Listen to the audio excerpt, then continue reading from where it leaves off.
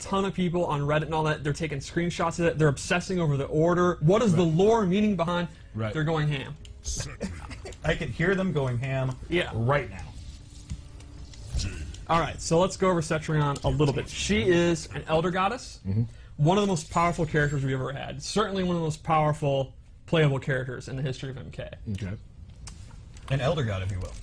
Yeah, I mean, not if you will, she just is. Yeah, I know. Yeah. I know. She commands the elements and life. She is almost the opposite of Shinnok in a way, where he was like death, bones, demons, all that nasty stuff. She's like flowers, butterflies, puppies, Fire, rainbows. water. also fire and water, earth and wind. Yeah. You see that rainbow back there? She made that. She made that. She made that, right?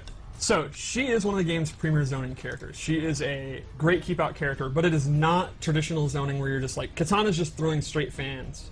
She has more slower startup, more trap moves that are like mid, close, and far. But first, let's briefly go over her normals. They're all very effects heavy. It's super cool. She uses the elements, even her normals. I really love this water teleport. She has this one where literally a meteorite comes, and if it's a counter hit, she gets this crushing blow where it just absolutely bops them on the head. Bop. And then she gets a combo. You know, if I wasn't old and bad. It's alright. It's okay. Even her hop attack is just bopping you over the head with a meteorite thing. Where does she get all these boulders? Well, when you're an elder goddess, you can conjure anything. No, yeah. Reality is at your fingertips. Sure, I heard that. So, her special moves. One of her core moves for her zoning is this rock. She bounces it on the ground, and while the startup is pretty slow, it's excellent on block. It has a long knockdown on hit. Like, the opponent, space will be controlled when this move is hit. You're gonna hit with a boulder. Yeah, I mean, it's... Yeah, that makes a lot of sense that you wouldn't want to move if a giant boulder was rolling at you. Absolutely. But then to complement it, she has this air one, and it looks very similar. It's going to be extremely hard to tell what she's doing. Sure. So you want to jump because of the rolling boulder, and then you're going to jump into this. She also has this rock wall, and if she amplifies it, it's a great combo ender, and this can actually absorb projectiles. I was just going to ask, can it absorb projectiles? It can. And that is a crushing blow. When it absorbs a projectile. When it absorbs a projectile for the first time, you actually get the crushing blow. And again, once per game. Sure. It's also one of her key combo enders. Now this is very interesting to me because some that you sort of shark around for, you know, this one you might be trying to do that when you shouldn't be doing it because you know the first time you get a crushing blow. You might be throwing it up there and missing, throwing it up there. I mean, there's definitely some danger knowing you have to do it first try. Absolutely. So then she has her Hellfire Beam. She can do this in the air or the ground, and if she amplifies it, this is not tracking. It's close, medium, or far, but it's real juicy damage. Very, very hard to avoid. Then she has this Tentacle Grab. This is actually one of the few tracking moves in the game. Like, we don't have a lot of these in this, but this will actually go wherever the opponent is. It's pretty quick. It is not a low. It's actually a mid, so there are no overhead low mix-ups. She just has to do it. And it has a ton of recovery on whiff or block.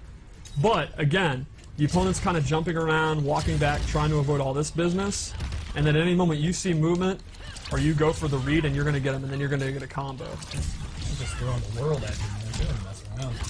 Her combos are not the greatest. She really doesn't have a lot of pop-ups because she's kind of a keep-away character. So often what I do is I actually do this move, let them restand, then I go for a throw, or I go for a overhead bop, or this move which just sends them back. So she's not a character that's going to hurt you super, super hard when you're wrong, but you're going to be wrong a lot as you're trying to get in. Sure.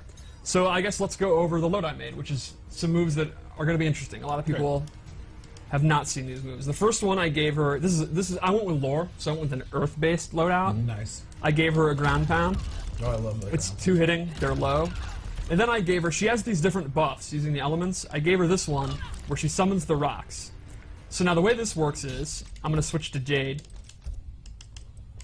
She summons the rocks, and while you're in the rock field, if you hit Centurion, the rock will actually latch out and try to hit you. So I'll show you. You can see, if it's blocked or whiffed, it actually won't, and you can actually avoid them. Like, they're not just immediately targeting. Like, I'm intentionally doing something low, and now I'm out of the field.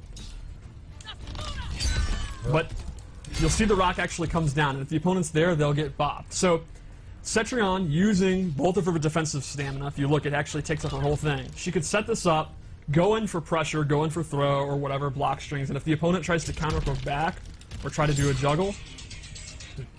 Wow, that happened to both of us. Everybody's getting phone calls today.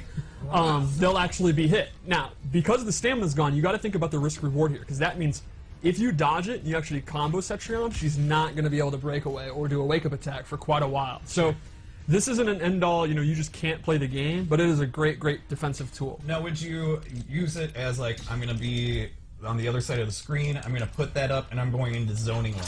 You could definitely do that. Right. I personally like using it offensively, kind of do it in the mid-range, and then try to go in if they try to poke. But yeah, you could absolutely do that too. It's essentially you can think of it as a shield, a high-risk shield. Yeah, a ring of protection. So let's check out her Fatal Blow before we go into her second loadout. This one is extremely powerful. That is actually drop down and track you. So no matter where on screen, it's going to hit them on the top of the head. It is awesome for zoning exchanges. Like, you can literally sit there, look for Jade to throw her glaive or turn on, and yeah, you got him. She becomes extremely deadly when she's in Fatal Blow. You would expect that out of an Elder God. Yeah. They just get stronger.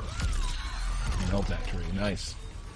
Alright, so let's go to Loadout 2, which is my wind-based loadout. Okay. What, is that too much? No, I think this is one of your best names ever. Thank you. I thought of this Arbor Bay on the way to work, and Arbor Bay. That's good. I like it. I like it. So now she's a little darker, right? A little more evil. I'm all in on her gear. I personally use this weird cosmic purple, like outer space looking thing that's really cool. You had it on your TV earlier, I saw. Yeah. That's pretty cool. So the first move I gave him was this tornado. Typically, she doesn't have just a standard projectile that just goes straight forward, and she actually gets it. If she amplifies it, it goes full screen. The really cool thing, though, is actually the pushback on block, because it is hella. They actually go way back. So this is go as far back as they do when they get hit. Yeah, so it is super good for keeping the opponent at bay. Arbor Bay. So then I also gave her another one of these buffs, which is this wind tunnel. So again, I'll play Jade to show how it works, because this thing's pretty awesome.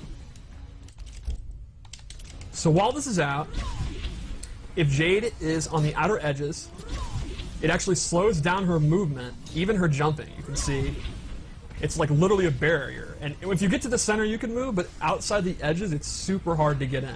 And this totally complements the tornado move I gave her. So for example, you can go in here, do this, and you can see in mid-range, Jade is going to really struggle to get in. And even if she's blocking, she's going to be pushed back to it. So this is just the perfect move to keep someone out and keep it the range that Centurion wants to be in. So she doesn't have the best combos, but she has excellent keep away, and she's just going to be chipping them out, making them jump, making them try to maybe teleport in, or she could use her shadow kick and then punish it. It's great skin control. Again, though, she is using all her defensive stamina to do these buffs. Right. Cool. What do we got? We have anything left? Ooh, even the rocks turn. Yeah, we kind of want to just give a few tastes of Centurion that we hadn't done from Game Informer. So what we're going to do real quickly, now we know everyone is very excited to see the Hive Queen Devora return. We do want to have bring in a special guest. Let's throw a picture of Centurion. Take a quick 30-second break to get our